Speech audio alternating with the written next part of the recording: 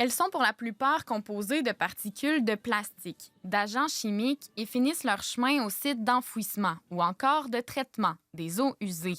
L'entreprise Kruger souhaite maintenant réinventer la lingette hygiénique pour réduire la pollution occasionnée par celle vendue sur le marché et compte en produire à partir de la fibre de bois. Le problème des lingettes, c'est que quand on les jette dans les toilettes, par exemple, ils ne se décomposent pas.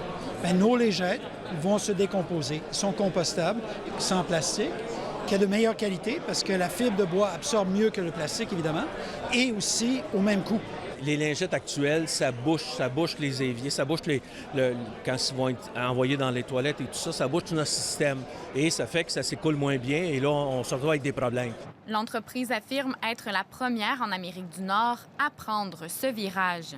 Il y a comme un clin d'œil de l'histoire ici, qu'une usine emblématique comme la Wayagamack va servir à produire un produit d'avenir qui va être exporté pour le 3/4 avec une technologie qui est nouvelle en Amérique du Nord. C'est une très belle façon de s'assurer justement de ne pas dépendre d'un seul marché. Et qui démontre la capacité aussi de cette entreprise-là de s'adapter à la guerre tarifaire, au nouveau contexte géopolitique. Un projet de 333 millions de dollars qui permettra la création de 56 postes permanents et de 200 millions de dollars en retombées économiques.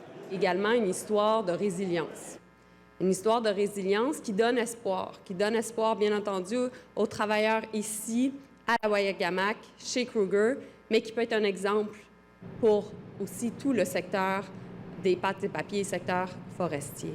Le ministre Drainville a par ailleurs confirmé l'octroi d'un bloc d'énergie pour alimenter la production. Cette nouvelle machine à impression sera installée où se trouvait la machine numéro 3 qui servait avant à imprimer les annuaires téléphoniques. Elle devrait être mise en service en 2028. Ici Cassandra Lebel, Radio-Canada, Trois-Rivières.